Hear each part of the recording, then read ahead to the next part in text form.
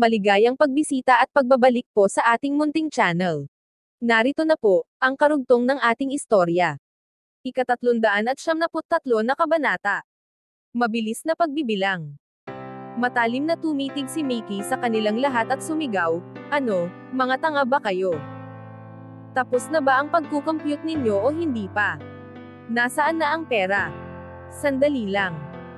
Kumaway ang mga estudyante, desperadong sinusubukang pakalmahin siya ng may pilit na ngiti. "Kailangan naming pag-usapan muna. Malaki ang kailangang ayusin. Kailangan pa naming kontakin ang bangko, mag-transfer, alam mo na, lahat ng ganoong proseso." May isa pang nagpilit tumawa, ngunit ang lumabas sa kanya ay parang kilig. Nairita si Mickey at napailing. "Kayo na ang nagmakaawa na magbayad, tapos ngayon kayo pa ang mabagal. Sunny, ilabas mo ang relo mo. Bilangin mo ang oras. Gusto kong makita kung gaano katagal bago nila malaman ang gagawin nila." Si Sunny, ang mandirigma ng grupo na naglabas kanina ng kutsilyo laban sa estudyante, ay itinabi ang kanyang kutsilyo at inilabas ang kanyang relo. Tumitig siya dito, tahimik at nakatuon lamang sa pagbibilang ng oras. Samantala, may ilang miyembro ng grupo ang pumunta sa opisina ng mga resources at nagdala ng ilang upuan. Nang makita ito ni Mickey, tumingin siya pabalik sa sasakyang sinakyan niya. Mukhang may iba pang tao sa loob ng kotse, isang taong ayaw pang ipakita ang kanilang mukha. Sa isang hindi nakikitang senyales mula sa kanila, tinanggap ni Mickey ang isa sa mga upuan, at umupo. Inayos niya ang kanyang pilay na binti sa harapan niya habang napapangiri sa sakit. Ang estudyanteng unang nag-alok na magbayad ay si Ted Young. Siya ang panganay na anak ng kanilang pamilya at karaniwang magiliw sa mga estudyante. Gusto niyang makaalis na agad sa sitwasyong iyon kaya't sinabi niya, puno ng pagkadismaya, "Kailangan nating ayusin ito. Kailangan natin bumuo ng maliit na grupo sa paligid niya."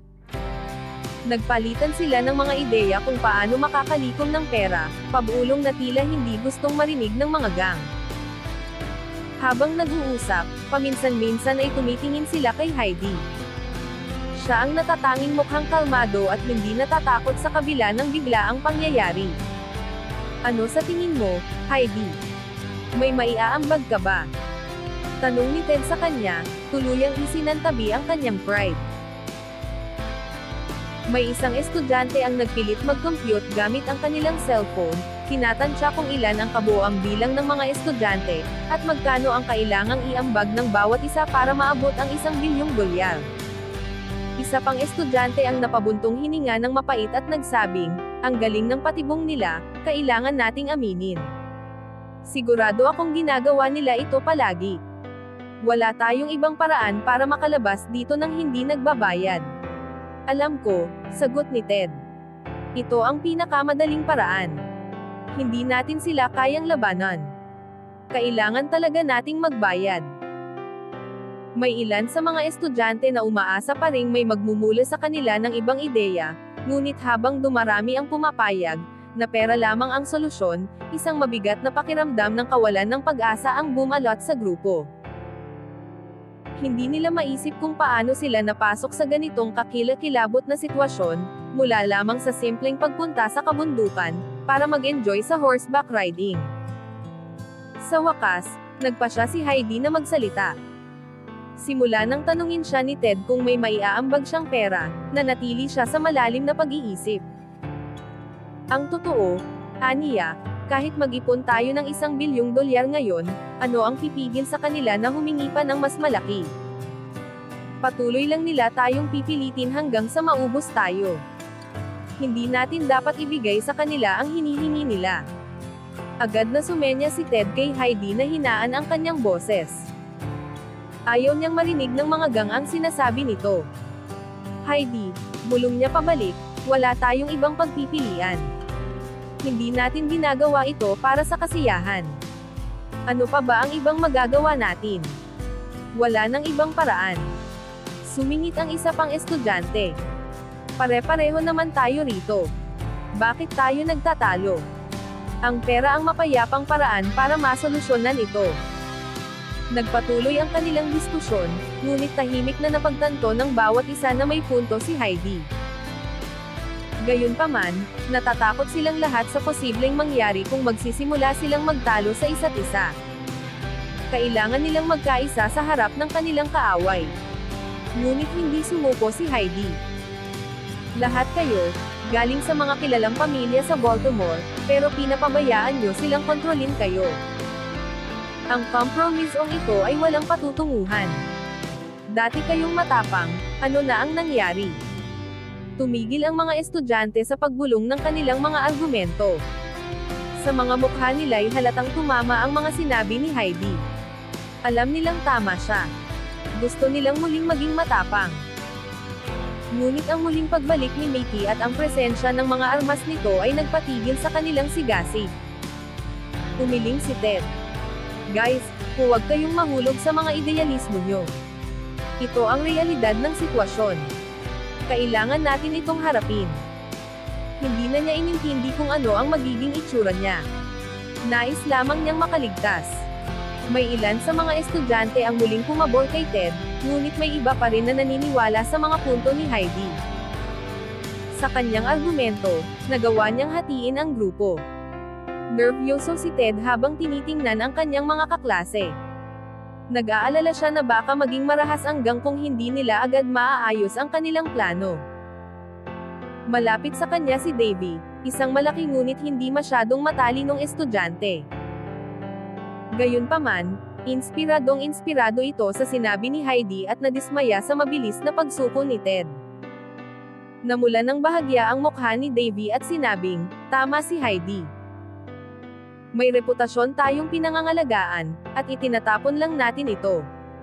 Kailangan nating gumawa ng mas mabuti. Tawagan natin ang tatay ko at tanungin kung anong masasabi niya." Natarante si Ted at mabilis na siniko ng malakas ang kaibigan. "Nababaliw ka na ba? Hinaan mo ang boses mo." Agad na tinagpan ni Davy ang bibig niya, ngunit hindi siya kumbinsido. Lubos siyang humanga kay Heidi at sa tapang nito, at gusto niyang pantayan iyon. Nag-aalala siya na kung kumalat sa lungsod ang balita na sumuko lang sila at pinabayaan hanggang na manalo, hindi na niya kailanman magagawa ang anumang dakila sa buhay niya. Si Davy ay sumenya sa isang kaklase, at pabulong na sinabi, "Takpan mo ako. Tatawagan ko ang tatay ko." Agad na lumapit ang mga estudyante sa kanya, binuo ang paligid nito habang dinadayal ang numero ng kanyang ama. Ngunit sa katotohanan, hindi na kailangang mag-ingat si Davy. Walang pakialam ang mga miyembro ng gang kung tatawag man ang mga estudyante. Sa isip ng gang, natural lang na kailangang tumawag ang mga ito para maipon ang pera. Nang makontak ni Davy ang kanyang ama, agad siyang nagsimula. "Dad, kami ng mga kaibigan ko ay nandito sa racehorse track. Pero dumating ang isang gang. Sila daw ang may teritoryo rito. Humihingi sila ng malaking halaga, at may mga armas sila." Napangiwi si Davy sa tono ng boses niya. Parang umuungot siya. Gusto niyang magtunog mas matapang, pero nang sumagot ang kanyang ama, halatang takot din ito. "Anong ibig mong sabihin? Nakialam ba kayo sa gang? Bakit niyo ginawa yan? Lagi ka na lang naghahanap ng gulo.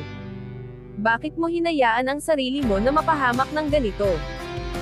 Pero Dad, hindi na niya natapos ang sasabihin dahil mabilis na ibinaba ng kanyang ama ang telepono. Natulala si Davy sa kanyang cellphone, hindi makapaniwala.